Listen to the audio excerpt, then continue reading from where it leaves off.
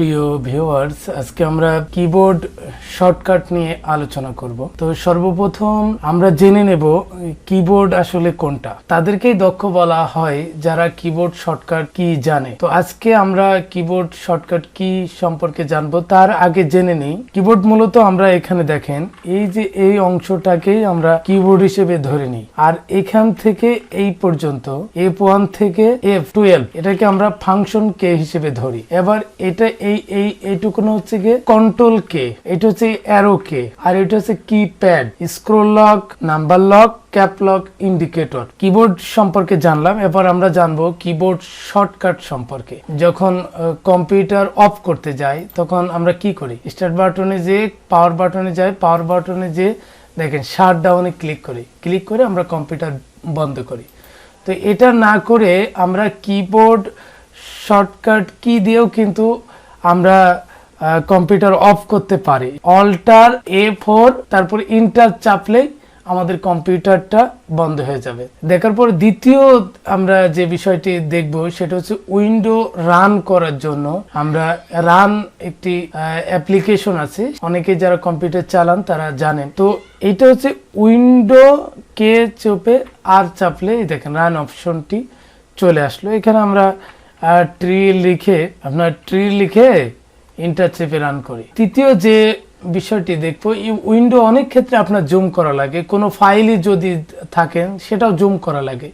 এটা জুম করার জন্য উইন্ডো চেপে আপনার উইন্ডো কি চেপে যখন আপনি প্লাসে চাপবেন দেখেন আপনার উইন্ডো কিন্তু হচ্ছে গিয়ে বড় হয়ে গেছে। আবার মাইনাস চাপলে আপনার জায়গায় চলে যাবে। যে আমরা অনেকগুলো ফাইল অনেক সময় আমাদের ওপেন থাকে, যেমন মনে করেন আমরা যদি ফাইল দেখি, একটা ফাইল যদি নেই, মানে অনেকগুলো ফাইল, আমরা ওয়ার্ডের কিছু ফাইল নেই দেখেন। তো এটা ওপেন থাকলে আপনার উইন্ডোজ এ চলে যেতে হচ্ছে কম্পিউটারের মূল ফাইলে। তখন আমরা কি করি?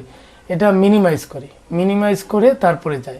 কিন্তু এটা আপনারা শর্টকাট কির মাধ্যমে একেবারেই চলে যেতে পারেন। সেটা হচ্ছে কি উইন্ডোজ ডি দেখেন আমরা উইন্ডোতে চলে গেলাম। আমাদের দিস পিসিতে যাই এইভাবে, এভাবে মাউস ধরে যাই। এটা কিন্তু আমরা কিবোর্ড শর্টকাটের মাধ্যমে দিস পিসিতে যাইতে পারি। এই উইন্ডো চেপে ধরে ইতে গেলে আমরা দেখেন দিস পিসিতে চলে গেলাম। তো আমরা দুইটা ফাইল একসাথে ওপেন করার জন্য আমরা কি করি? আপনার এটা যাই যে এই যে দুইটা ফাইল আছে আমার, এটাও যায় যে আমরা এইভাবে কাজ করি।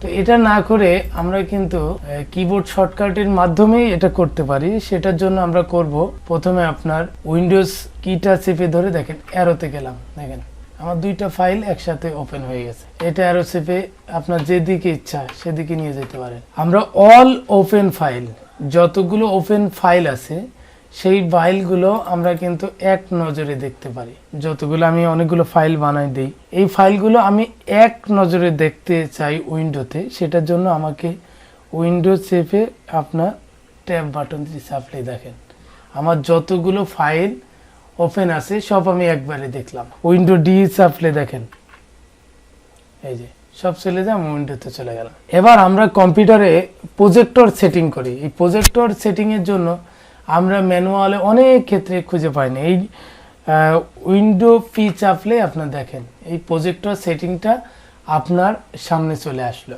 অনেক সময় আমাদের কম্পিউটার হ্যাং হয়ে যায়, সেক্ষেত্রে আমরা করব কি কন্ট্রোল অল্টার ডিলেটে যাওয়ার পরে এখান থেকে আমরা যাব টাস্ক ম্যানেজারে। তারপরে দেখেন আমার এইগুলো ওপেন আছে। তো মাইক্রোসফট ওয়ার্ড আমার মনে করেন হ্যাং করে, ওয়ার্ডটা আমি ধরে ইন টাস্ক করে দিলে দেখেন আমার কিন্তু এই হ্যাংটা সরে যাবে। একটা ফোল্ডার আমরা বানাই, নিউ ফোল্ডার হলো, ধরেন এই ফোল্ডারটা আমি ডিলিট অপশনে যে ডিলিট করে দিয়েছি।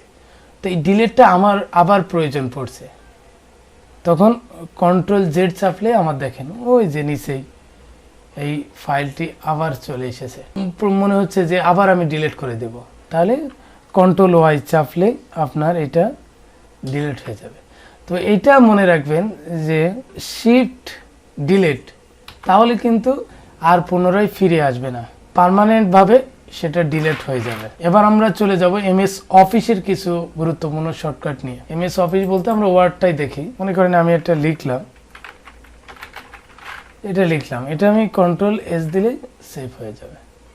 যদি আমরা নতুন একটা পেজ নিতে চাই, কন্ট্রোল এন চাপলে আবার ডিলিট করে দেবো, কন্ট্রোল ডাব্লিউ চাপলে ডিলিট হয়ে যাবে। সিলেক্ট করব, তো সিলেক্ট করার জন্য কিন্তু আমরা মাউসে এইভাবে সিলেক্ট করি, তো এটা সিলেক্ট না করে কন্ট্রোল এ চাপলে কিন্তু সিলেক্ট হয়ে যাবে, কন্ট্রোল সি চাপলে কপি হবে। এবার আমরা এই ফাইলটা আবার কি পোস্ট করতে চাচ্ছি, কন্ট্রোল ভি চাপলেই দেখেন এই যে কন্ট্রোল এ দিয়ে সিলেক্ট করে নিলাম, কন্ট্রোল এক্স দিলে দেখেন কাট হয়ে গেল। আবার কাটটা আমরা কন্ট্রোল ভি দিয়ে পোস্ট করতে পারি। এবার মনে করেন এই পৃষ্ঠাটা আমার প্রিন্টের প্রয়োজন পড়ছে, প্রিন্ট দিতে হলে দেখেন আমাকে যেতে হবে কি ম্যানুয়ালে, এই প্রিন্টে যেতে হবে এই যে এখানে। তো এটা না করে কন্ট্রোল পি দিলেই দেখেন আমার প্রিন্টে চলে গেল। আমরা এবার কিছু গুগল ক্রোমের শর্টকাট দেখবো। তো গুগল ক্রোম ব্রাউজারটি আমরা ওপেন করে নেব। আমাদের একটি বাই ডিফল্ট ট্যাব কিন্তু আমাদের ওপেন হয়েছে। ওপেন হওয়ার এই ট্যাবে মনে করেন আমরা ফেসবুক করলাম, কিন্তু আমার আরেকটি ট্যাব লাগবে, নতুন আরেকটা ট্যাব আমার খুলতে হবে। সেক্ষেত্রে আপনি কিবোর্ডের কন্ট্রোল টি কে যদি চাপেন দেখেন নতুন আরেকটা ট্যাব কিন্তু ওপেন হয়ে গেল। ওপেন হওয়ার পরে এটা আমরা মনে করেন ইউটিউব দিলাম। আমার আরেকটি ব্রাউজারে আমি কাজ করতে চাচ্ছি, সেক্ষেত্রে আপনি কন্ট্রোল এন চাপলে নতুন আরেকটি ব্রাউজার ওপেন হবে। এতক্ষণ যে ঢুকলাম দেখেন এগুলো কিন্তু হিস্টোরিতে গেলে আমাদের এখানে আছে, আমরা যা যা আপনার লগ ইন করেছি বা যে যে সার্চ দিয়েছে। কিন্তু আমি চাচ্ছি ক্রোম ব্রাউজার মনে রাখবে না, সেটার জন্য আমরা কি করব, কন্ট্রোল শিফট এন চাপলে দেখেন এইখানে যদি আপনি কোনো কিছু সার্চ দেন তাহলে কিন্তু হিস্টোরিতে থাকবে না। মনে করেন হিস্টোরি আপনি ডিলিট করবেন, তো হিস্টোরিতে যাওয়ার জন্য আপনাকে কি করতে হবে, এই দেখেন এখান থেকে যে এই 3 ডটে যেয়ে তারপরে দেখেন হিস্টোরি।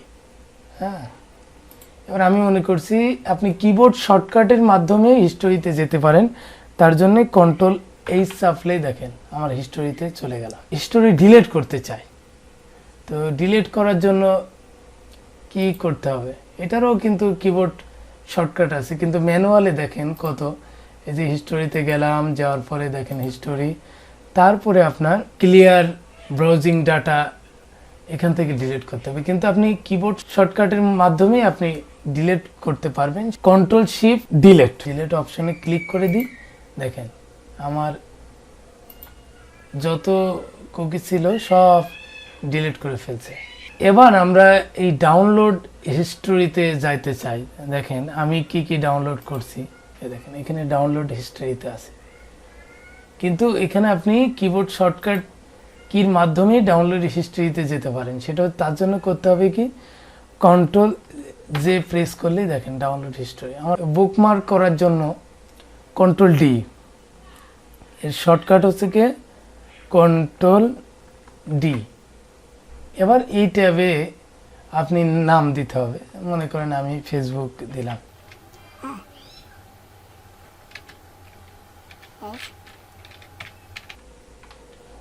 দিয়ে